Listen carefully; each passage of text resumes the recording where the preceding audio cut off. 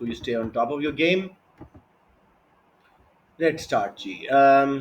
यहाँ पे कहीं मैंने पेपर रखे हुए थे, ये तो A1 के हैं. 42. यस जी बच्चों, अब जरा देखो, हमने कल सेक्शन ए कर लिया था. कर लिया था BRI वाला, बहुत आसान सा था. PPC and this and that. अब देखो सेक्शन बी.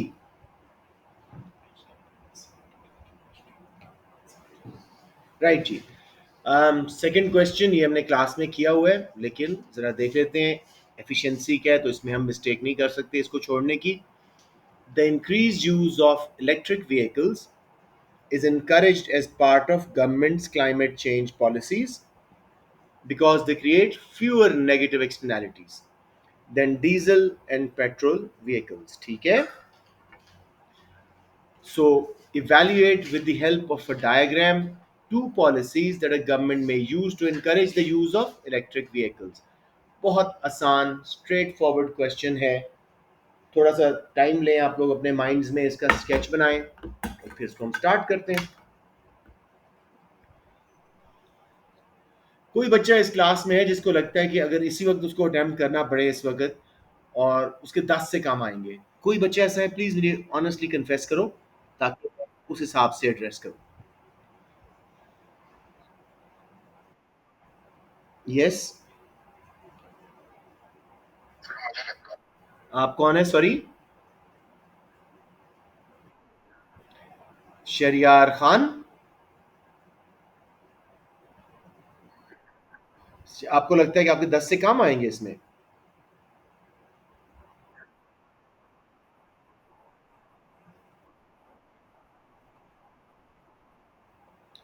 अच्छा, ठीक है ठीक है, आपकी रिवीजन नहीं है इस चैप्टर की.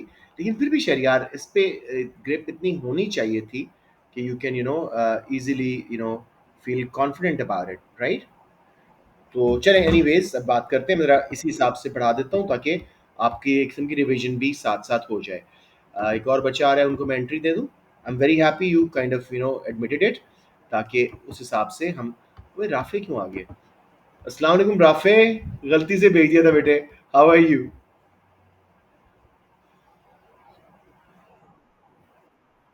चले, वालेकुम अस्सलाम. यू कैन स्टे और यू कैन लीव. अल्हम्दुलिल्लाह अल्हम्दुलिल्लाह, very good. Good to hear from you, good to hear from you Rafe.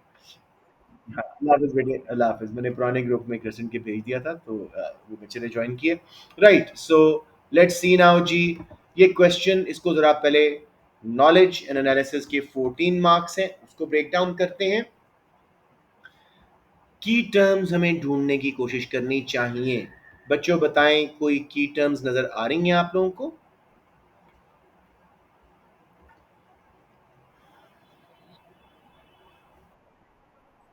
Negative externalities mainly की टर्म है, और ऑब्वियसली उसके रिजल्ट में economic efficiency mainly allocative efficiency. ठीक है, क्योंकि ये matter of allocative in efficiency का है. अगेन, जिन बच्चों को अभी रिवीजन नहीं है या याद नहीं है, सिवाय मोनोपली के, मोनोपली में प्रोडक्टिव एलोकेटिव दोनों इनएफिशिएंसीज हैं.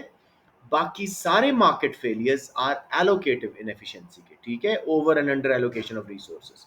सो लेट्स स्टार्ट दिस आंसर. और सयान, तो let's start this answer now जी. बहुत आसान क्वेश्चन है. अब थोड़ा सा हम स्टार्ट करते हैं नेगेटिव एक्सटर्नैलिटीज की अच्छी सी इंट्रोडक्शन से. शरियार, आप ट्राई करें. व्हाट आर नेगेटिव एक्सटर्नैलिटीज, जरा अच्छी तरह बताने की कोशिश करें विद एग्जांपल्स.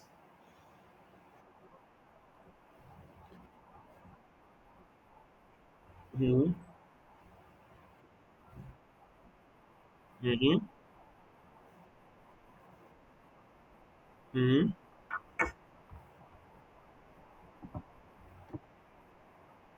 हम्म. चलें, आपका कॉन्सेप्ट बिल्कुल ठीक है. जरा वर्डिंग अच्छी करते हैं. फासिया, जैसे आप बताते हो, अच्छा सा बता दो. What is a negative externality? Sorry, आप बोलें दोबारा, सॉरी. हम्म. ये किसकी बात है? ये शरियार सुन रहे? They are harmful spill over effects on third parties not directly involved in an economic transaction. आप समझ रहे हो, बस ये थोड़ी सी डिसेंट इकोनॉमिक डेफिनेशन बन गई, बात आपकी बिल्कुल सही थी। समझ आ गए? अब थोड़ा सा हम बात करते हैं, negative externalities can be both consumption related and production related. The question eight hand, ये कंजम्पशन रिलेटेड नेगेटिव एक्सटर्नैलिटी है या प्रोडक्शन रिलेटेड?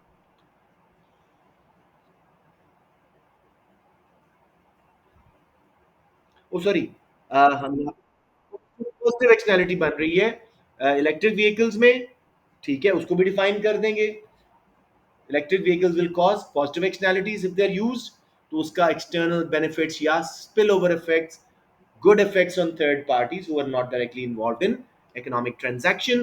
तो अब हम तसल्ली से बताते हैं जी, प्रोडक्शन एक्सटर्नैलिटीज क्या होती हैं नेगेटिव, कि भाई जैसे वो डीजल और गैस व्हीकल्स हैं, वो धुआं कर रही हैं, पोल्यूशन कर रही हैं, और सारा एनवायरनमेंट को एमिशंस के थ्रू खराब कर रही हैं। ठीक हो गया? अब जी, this is a case of market failure, right? And this market failure is due to allocative inefficiency. Someone define allocative efficiency. Allocative efficiency, yes. Come on, शाबाश। Allocative efficiency क्या होती है? ग्राफ भी बताना है और क्राइटेरियाज भी बताने हैं।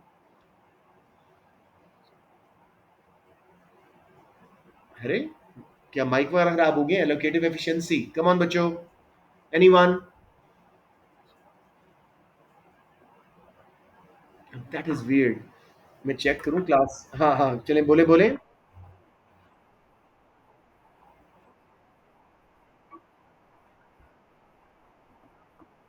एक सेकंड रुक जाए, एक सेकंड रुक जाए, मैं बाकी बच्चों के लिए रिपीट कर दूं। Allocative efficiency is where the output creates maximum net social benefit, यानी marginal social benefit is equal to marginal social cost। इसी तरह शहरियार, काशिफ, दूसरे दो भी क्राइटेरियाज बता दो।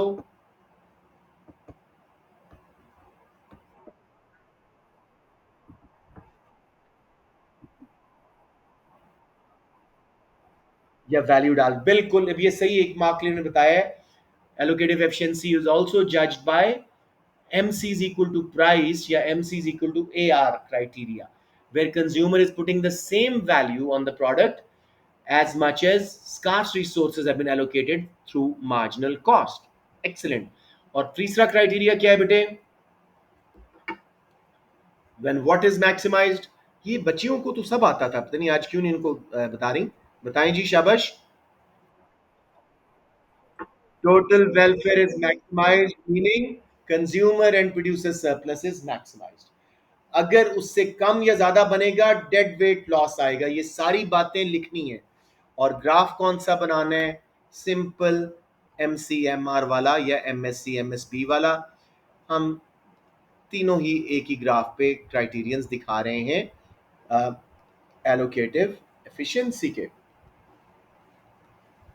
लेबल खाली प्राइस भी कर दो चल जाता है, असल में प्राइस कॉस्ट बेनिफिट। डिमांड लगाएं जी, इसके साथ लिखें मार्जिनल सोशल बेनिफिट। और ओ, मेरा पेन बंद हो गया। Yes, I don't have a charger, इसलिए can you bring the charger? ठीक है, अभी जरा चार्जर का वेट कर रहा हूँ मैं, और फिर हम इसको स्टार्ट करेंगे। थैंक यू मेरा बेटा।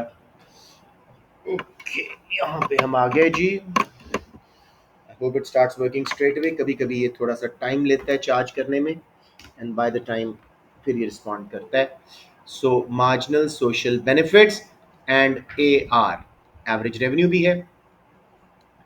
सप्लाई, वैसे प्राइवेट कॉस्ट भी होती है, यहाँ पे हम स्ट्रेट अवे MSC लिख रहे हैं या MC लिख रहे हैं, यानी मार्जिनल कॉस्ट। जहां पे इक्विलिब्रियम आ रहा है फ्री मार्केट का, यहाँ पे जरा नोट करो। बेशक सप्लाई कर्व को यूं बना दें, मार्जिनल कॉस्ट कर्व बना दें ना, ये सारे एरिया में कंज्यूमर प्रोड्यूसर वेलफेयर मैक्सिमाइज्ड है, प्राइस जो है मार्जिनल कॉस्ट के बराबर है, और इस आउटपुट पे MSC MSB के बराबर भी है। तीनों क्राइटेरियंस एलोकेटिव एफिशिएंसी के मीट हो रहे हैं। सबको समझ आ गया? उसके बाद अब हम चलते हैं जी आगे। अब वो क्या कह रहे हैं? Evaluate with the help of a diagram या डायग्राम्स, हमें एक बना लिए, दो और बनाएंगे। Two policies a government may use to encourage the use of electric vehicles. पहले इस मार्केट फेलियर को बताते हैं, डीजल एंड पेट्रोल व्हीकल्स की बात करते हैं। कोई बच्चा मुझे बताओ, डीजल एंड पेट्रोल व्हीकल कौन सा मार्केट फेलियर कॉज कर रहा है, कौन सा ग्राफ बनेगा?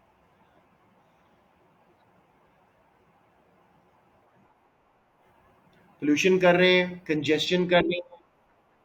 डीमेरिट गुड वाला नहीं बनेगा बेटे।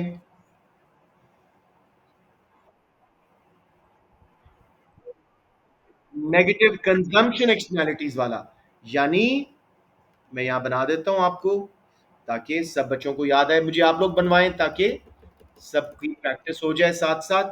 और इन क्लासेस के बाद प्लीज ये डायग्राम्स प्रैक्टिस किया करें, ताकि ताज़ा ताज़ा पढ़ा होता है तो वो बहुत अच्छा माइंड में रह जाता है। तो हम डीजल व्हीकल्स और उनके यूज का डायग्राम जल्दी से बना देते हैं। जी बच्चों, लेबल्स आ गए या price quantity, better to do price cost benefit and quantity. वालेकुम जैद। डिमांड कर्व को लगाएं जी, मार्जिनल प्राइवेट बेनिफिट। अभी ये सोशल बेनिफिट कर्व नहीं है। सप्लाई कर्व को बेशक straight away marginal social cost कह दें। ये इक्विलिब्रियम मार्केट में हो रहा था, फ्री मार्केट में, विदाउट गवर्नमेंट इंटरवेंशन। ये प्राइस थी फ्री मार्केट की और ये क्वांटिटी थी फ्री मार्केट की। मुझे बताएं, ये डीजल व्हीकल्स वगैरह जहां पे कंज्यूम हो रही हैं, क्या ये ओवर कंजम्पशन है या अंडर कंजम्पशन है? Over consumption, because they creating negative externalities. तो अगर हम देखें तो कंज्यूमर का बेनिफिट ज्यादा है, सोसाइटी का बेनिफिट कम है। सोसाइटी का डिमांड का पूरा शिफ्ट होगा। अब ये बना marginal private benefits minus marginal external cost जो सोसाइटी फेस कर रही है। अब ये सोशल बेनिफिट बना और इनका vertical distance is marginal external benefit. अब सही क्वांटिटी आ गई जी, Q1 या Q ऑप्टिमम, प्राइस सही हो गई, P ऑप्टिमम, और ये हमारा डेड वेट लॉस बन गया। सब बच्चों को समझ आ रहा है? ये थोड़ा सा और बताऊं।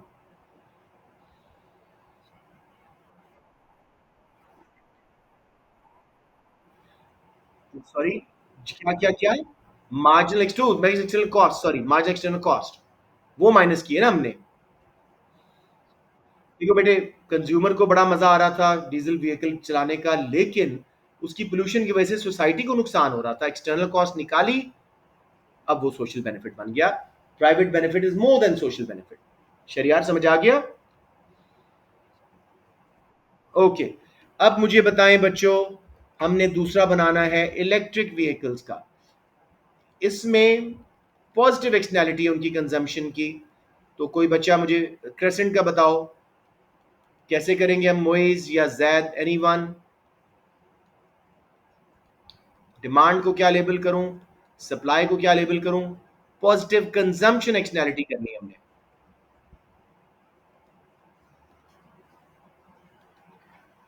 जैद, मोइज, एनीवन?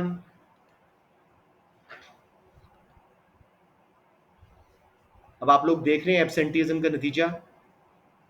इतने काबिल बच्चे हैं आप दोनों। जैद बोले शाबाश। हम बना रहे हैं इलेक्ट्रिक व्हीकल्स का जिनकी कंजम्पशन से सोसाइटी को ज्यादा बेनिफिट होता है कंपेयर टू कंज्यूमर। तो डिमांड कर्व को मैं क्या लेबल करूं?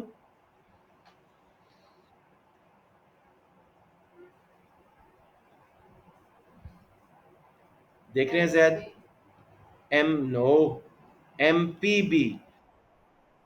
ना ना ना मेरे बेटा, M P B. Private benefit कम है, सोसाइटी का बेनिफिट ज्यादा है। जब इसमें एक्सटर्नल बेनिफिट शामिल होंगे, फासिया समझ आ रही है बात? Quantity market, price market. अब ये बन जाएगा demand is equal to marginal social benefit, और नई इक्विलिब्रियम पे, ऑप्टिमम इक्विलिब्रियम पे वर्टिकल डिस्टेंस, ये क्वांटिटी ऑप्टिमम हो गई। वर्टिकल डिस्टेंस क्या है जी? ई ऑप्टिमम एंड ए के बीच में हमारा मार्जिनल एक्सटर्नल बेनिफिट। अब समझ आया जैद?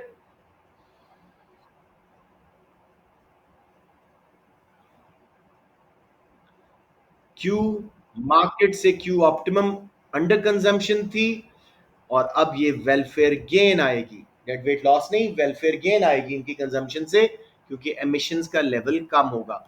मुझे थोड़ी फिक्र हो रही है, because this is economic efficiency, we can not mess with this chapter. Zaid Moiz, शायद वैसे उनका माइक का इशू है, लेकिन हसन, सब काम छोड़ दें इकोनॉमिक्स के, पहले इकोनॉमिक एफिशिएंसी का चैप्टर 20-22 पेजेस है।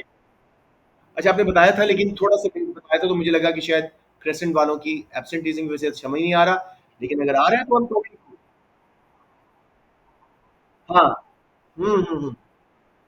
वेरी नाइस, ठीक है। तो इसको प्रैक्टिस कर ले अगर कोई मसला है। Supply curve is of course marginal social cost, क्योंकि हम इसमें नेगेटिव एक्सटर्नैलिटी प्रोडक्शन की बात नहीं कर रहे। तो ये ग्राफ एक्सप्लेन करेंगे। Initial equilibrium was at E market, price was PM, quantity was QM. Use of electric vehicles will create external benefits, as there will be reduction in external cost. As a result, once we add the society's benefit, external benefits, social benefit curve, demand curve will shift to T1. Optimum output will be E optimum and quantity will be Q optimum. Between A and E optimum is per unit marginal external benefit. समझ आ गया मेरा बेटा? अब बड़ा आसान है, दो policies बताएं जी। एहतियातन तीन कर लीजिएगा, बिकॉज समटाइम्स बच्चे अपने फुल एक्सप्लेनेशन नहीं देते। क्या करें जी? दो तरीके से हम बात कर सकते हैं। डीजल एंड गैस व्हीकल्स को हम क्या करें? You know? Plus, you would disencourage that to, let's say, you could have a rise in petrol costs or something. No. What can you do to discourage the consumption of diesel vehicles? क्या लगा दें? शाबाश, Tax. बताएं। Tax. Carbon tax, shabash. You can put an emission tax, indirect tax on, बाद में बताया, on diesel and petrol vehicles. As a result, हाँ, सबसे पहले कंप्लीट करते हैं इसकी वैल्यूएशन को, एनालिसिस का। इसके बेनिफिट्स क्या होंगे? इनडायरेक्ट टैक्स लगने से कॉस्ट ऑफ प्रोडक्शन बढ़ेगी, सप्लाई कर्व लेफ्ट पे शिफ्ट होंगे, एक्सटर्नल कॉस्ट के बराबर टैक्स लगाना चाहिए, एमईसी के बराबर। अब जी, उसकी क्वांटिटी कम होके ऑप्टिमम के पास आना शुरू हो जाएगी, प्राइस बढ़ने से क्वांटिटी भी उनकी कम कंज्यूम होगी, तो हम भी जो ओवर एलोकेशन ऑफ रिसोर्सेज कर रहे थे वो ठीक हो सकता है। लेकिन इनडायरेक्ट टैक्सेस के नुकसान क्या है? वही, गवर्नमेंट कभी भी मार्जिनल एक्सटर्नल कॉस्ट सही तरह एस्टिमेट नहीं कर सकती। Look happy बेटे, why you so bad? ठीक है, गवर्नमेंट कभी can not estimate MEC correctly. Number two,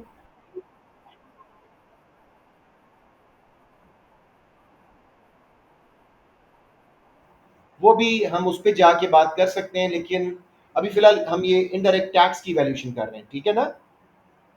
समझ रहे हैं शरियार? तो let's do it step by step, list को अपनी चेक करते जाएं। इनडायरेक्ट टैक्सेस जो हैं, उसकी वजह से कॉस्ट पुश इन्फ्लेशन आती है, राइट? अब यहाँ पे कह दो, low income countries may not be able to afford electric vehicles and they will be left with pricey diesel and petrol vehicles, ठीक है? उसके बाद मेरा बेटा, indirect taxes have a regressive effect, income gaps में widen as they take a larger proportion of riches and okay. उसके बाद मेरा बेटा, हम चलते हैं, दूसरी पॉलिसी क्या है जी? अब चाहे हम चलते हैं इलेक्ट्रिक व्हीकल्स की तरफ, उनको क्या करना चाहिए गवर्नमेंट को? सब्सिडाइज।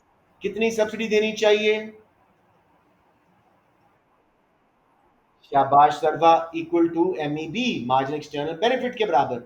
उससे क्या होगा? कॉस्ट ऑफ प्रोडक्शन कम होगी, सप्लाई का लेफ्ट राइट पे शिफ्ट होगा, बना दें बेशक, will come closer to the optimum output, prices उनकी कम होंगी, more people will be able to afford them. As a result, their consumption will generate greater external benefits or reduced external cost. यूं कर लें। उसके बाद बेटे, subsidies are costly, opportunity cost. They have what's it called? Very difficult to estimate the right amount of subsidy. Government के पास खुद information नहीं होती, गवर्नमेंट फेलियर हो जाता है, ओवर या अंडर सब्सिडाइज कर जाते हैं। डिमांड में भी इनइलास्टिक, क्योंकि नई आई हैं, लोगों को बड़ी पसंद आ रही है, डिमांड में भी इनइलास्टिक, तो इतना ज़्यादा इफेक्ट नहीं आएगा शायद क्वांटिटी डिमांडेड पे। दो हो गई है, लेकिन एहतियातन एक कर लेते हैं। Positive advertisement campaign for electric vehicles and negative advertisement campaign, यानी nudge theory for diesel and petrol vehicle. कर लोगे बच्चों, या थोड़ा सा शरियार बता दूं?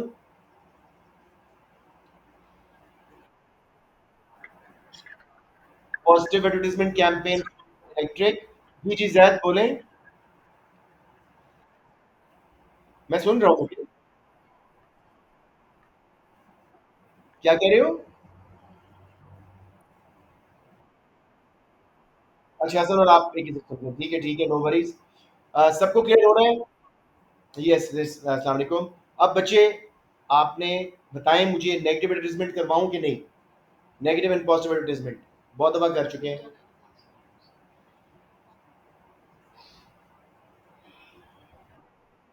रह देते हैं। ये आपकी वैल्यूएशन ऑलरेडी हो चुकी थी। कंक्लूजन में हमेशा ये बोलना है, government intervention will result in some improvement in allocating resources more efficiently, more closer to optimal output. Consumption of diesel vehicles will reduce, consumption of electric vehicles will increase, but there is no guarantee government intervention will remove the market failure. Some policies may work better, will depend on elasticity, will depend on consumers' response. But there will be some improvement, but हम कहें कि market failure remove हो जाएगा, वो बात out of question है। सबको समझ आ गया बच्चे? ये रिपीटेड क्वेश्चंस आ रहे हैं। कभी एयर ट्रैवल के बारे में, आपके मार्च में भी यही आया कि पॉलिसीज, क्लाइमेट चेंज जो हो रहा है उसको ठीक करने के लिए जो पॉलिसीज हैं क्या वो इफेक्टिव हैं कि नहीं। अगेन नेगेटिव एक्सटर्नैलिटी का पूरा मार्केट फेलियर, एलोकेटिव एफिशिएंसी की बातें। उसके बाद ये एलोकेटिव इनएफिशिएंसी का मामला है, गवर्नमेंट सब्सिडीज दे रही है, उसमें ये मसले हैं, टैक्सेस लगा रही है, उसमें ये मसले हैं, नज थ्योरी में ये मसले, ये फायदे हैं। समझ गए? ये सेम कंक्लूजन हर दफा आ रहा है। So please please please get your grip on economic efficiency. Do not be shy. किसी को मसला है, वीडियो भी देख सकते हैं, यहाँ भी पूछ सकते हैं। I revise it. Question number 3, जिन बच्चों ने लास्ट ईयर ये अटेम्प्ट किया था, one of my students, I was expecting कि उसका कम से कम B आएगा, उसका D आया था। So be very smart in choosing questions. This is a tricky question. Although Shahryar Kashif ने ये अटेम्प्ट किया था और बहुत अच्छा अटेम्प्ट किया था। For the mids, evaluate with the help of a diagram या diagrams how total market demand and minimum efficient scale may determine the form of market structure in an industry. You'll do the first one, intelligent efficiency का question है, तो why go to this tough market structure question? इसको जल्दी से देख लेते हैं, लेकिन ये क्वेश्चन आप लोगों ने अटेम्प्ट नहीं करना unless you have no choice really. सबसे पहले की टर्म्स क्या हैं जी? Minimum efficient scale, market structure, इन्हीं की बेस पे हम डेवलप करते हैं अपनी नॉलेज को। What is minimum efficient scale बच्चों?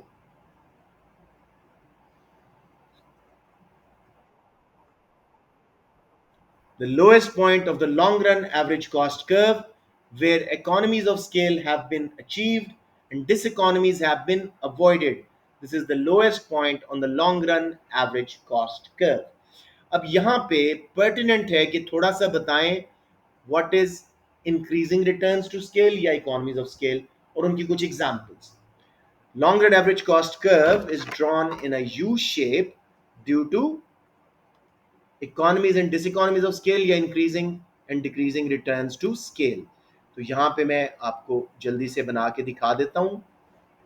ये हमने प्रोडक्शन एंड कॉस्ट में मॉडल आंसर किया हुआ है। Please label carefully. ये मैं कॉस्ट दिखाना चाह रहा हूँ तो कॉस्ट लिखूंगा। एक बे की शेप का इलोंगेटेड यू कर्व लगाएं, लॉन्ग रन एवरेज कॉस्ट, उसमें कम से कम 3 short run average cost curves लगाएं, SRAC 0, SRAC 1 और आखिरी SRAC 2। ये जो लोएस्ट पॉइंट है ये आपका मिनिमम एफिशिएंट स्केल है। यहाँ पे इंक्रीजिंग रिटर्न्स टू स्केल या इकोनॉमीज ऑफ स्केल था और यहाँ पे डिक्रीजिंग रिटर्न्स टू स्केल था। ठीक है, इसके साथ ही एरो भी बेशक लगा दीजिएगा। कहानी क्या है जी? जब भी शॉर्ट रन में एवरेज कॉस्ट बढ़ने लगती है डिमिनिशिंग रिटर्न्स की वजह से, firm adds more capital, labour capital ratio अच्छी होती है, इकोनॉमीज ऑफ स्केल आती हैं, एवरेज कॉस्ट नीचे जाती जाती है। जब बिजनेस टू लार्ज हो जाता है कैपिटल ऐड करने के बावजूद, एवरेज कॉस्ट बढ़ती है, लेबर मैनेजरियल डिसइकोनॉमीज। ठीक है, ये जरूर बताना है आपने इसकी बेसिक्स में। उसके बाद मेरा बेटा हम चलते हैं, मार्केट डिमांड क्या होती है? Some of शाबाश, sum of all individual firms demand curve, horizontal, हाँ, horizontal sum of all individual demand curves. क्योंकि इसमें क्वेश्चन छोटा सा है, तो you can draw this graph, demand curve for firm A, demand curve for firm B, price and quantity level है। तो इनको अगर हम लेट्स से $5 प्राइस थी, 10 यूनिट फर्म ए बेच रही थी, 20 यूनिट फर्म बी बेच रही थी, और जब $4 पे प्राइस गई, फर्म ए 15 बेच रही है और फर्म बी 25 बेच रही है। तो पहला पॉइंट लगा 30 पे, ए पॉइंट, और दूसरा लगा, जगह नहीं मेरे पास, 40 पे। खैर, मार्केट डिमांड को आप निकाल लेंगे, ठीक हो गया एक्स्ट्रापोलेट करके। नहीं बनाते कोई मसला नहीं है। Let's move on to the next part. अब मेरे बच्चों, I would like Shehryar Kashif to do it. थोड़ा सा मुझे बताएं शरियार, मार्केट स्ट्रक्चर की टर्म बताएं, अभी डिफरेंट मार्केट स्ट्रक्चर्स पे ना जाएं। What does term market structure refer to?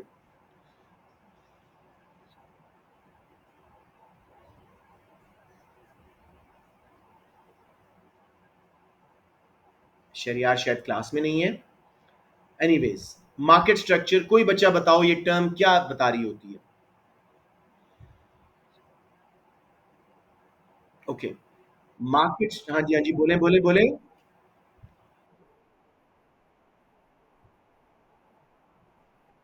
हाँ, market structure refer to how markets are organized in terms of number of firms, barriers to entry, type of products, ठीक है, whether they are profit maximizers or not। ठीक हो गया basic introduction. अब मेरा बेटा, कैसे हम मालूम करेंगे मिनिमम एफिशिएंट स्केल से और मार्केट डिमांड से कि कौन सा मार्केट स्ट्रक्चर है? We will divide the minimum efficient scale, जितने यूनिट्स पे आ रहा है, 1000 यूनिट्स पे for example, over number of firms.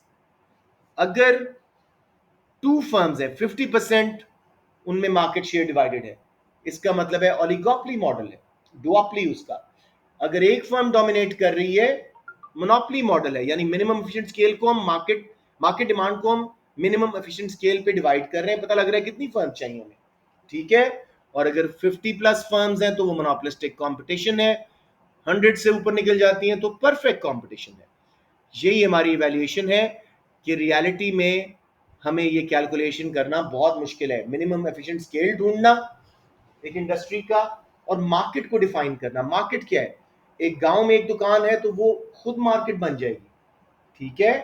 अगर कोई नीश मार्केट है जहां लग्जरी प्रोडक्ट्स, ज्वेलरी वगैरह बिक रही है, बहुत एंटीक टाइप की, पिकासो की पेंटिंग्स बिक रही हैं, तो वो एक अलग मार्केट है। तो मार्केट को ढूंढना बड़ा मुश्किल है, उसका मिनिमम एफिशिएंट स्केल वेरी करेगा।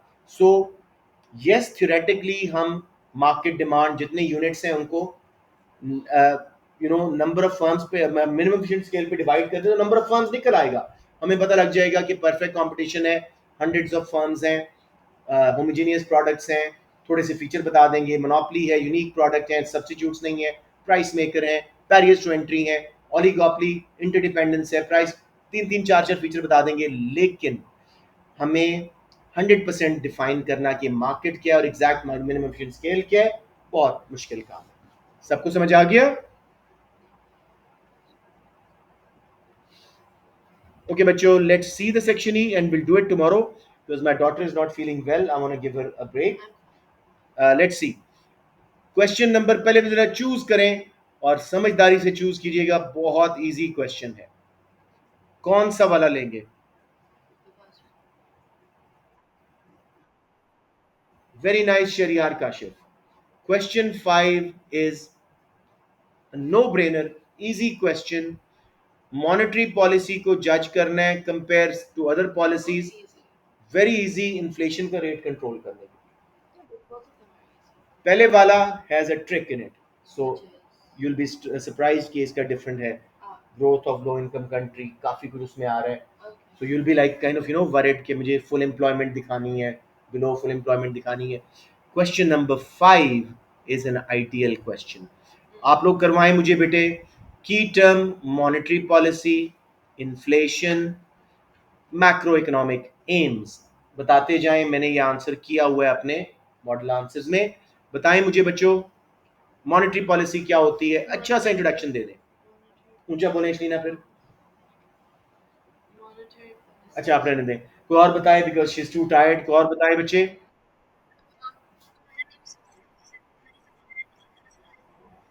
और एक और भी है इसमें, क्योंकि 20 मार्क का क्वेश्चन है, तीनों टूल। हाँ, एक्सचेंज रेट, क्रेडिट रेगुलेशंस, कुछ भी बात है, बिल्कुल ठीक है। When government uses interest rates, money supply and और exchange rate changes in credit regulations to achieve its macroeconomic objectives. Rate of inflation refers to the speed at which general price level is rising. ठीक है, goods and services की basket किस speed पे।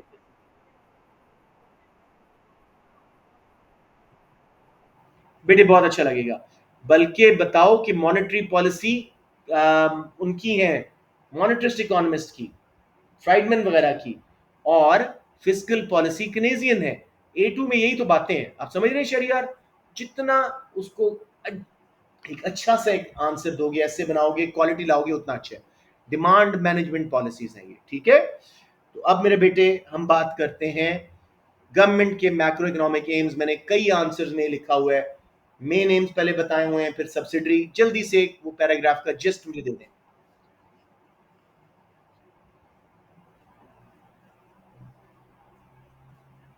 Anyone. Government के 4 major macro economic aims क्या हैं जी।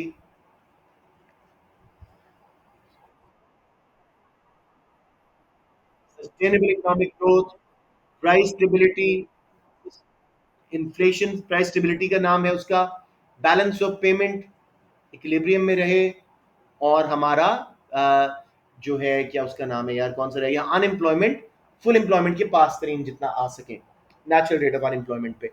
और फिर subsidiary aims are income equalities, exchange rate stability, poverty alleviation.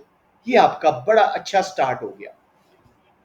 मेरे नहीं ख्याल हमें पूरा करने की जरूरत है। अब इंटरेस्ट रेट को यूज करो, फिर मनी सप्लाई को यूज करो। Sorry fascia.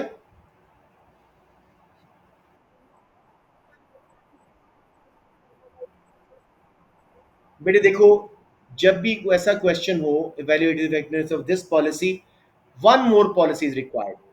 सप्लाई साइड कर दो, वो बहुत अच्छी पॉलिसी है।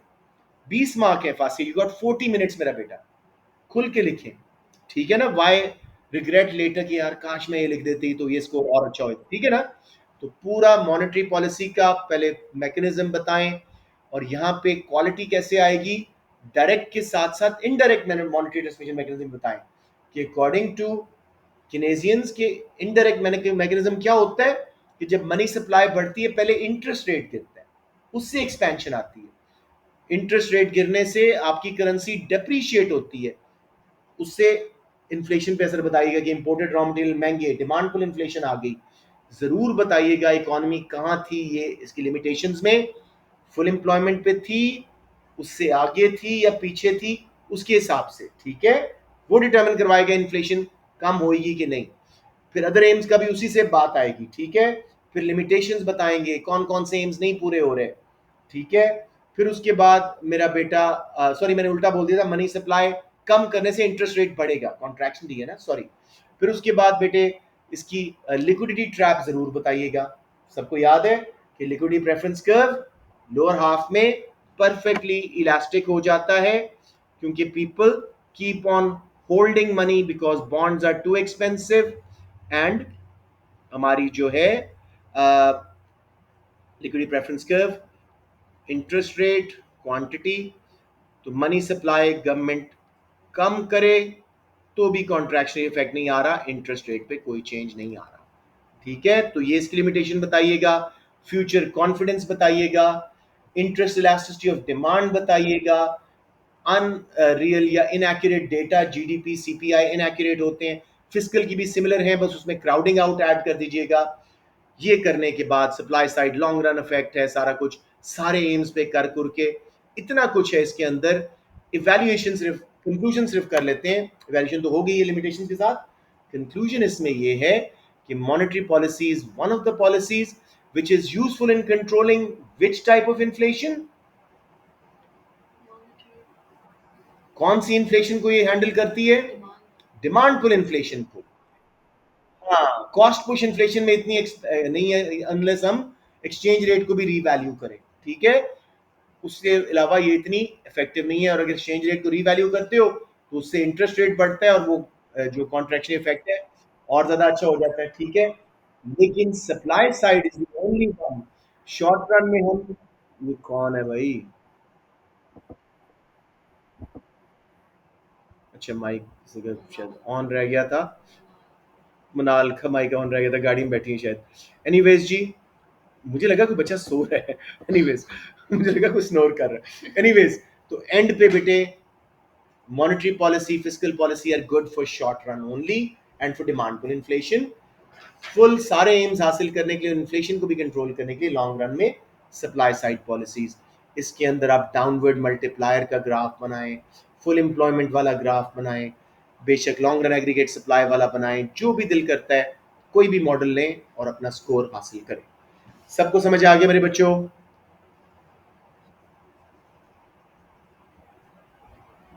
Tomorrow, inshallah, we'll handle question number 4 and then go on to the next paper. हमारी स्पीड A2 की बहुत अच्छी है पास पेपर्स की। मुझे लगता है हम इसके बराबर पहुंच जाएंगे। जो मुझे फिक्र थी कि हम पीछे हैं, I don't think it's gonna happen. और इंशाल्लाह ताला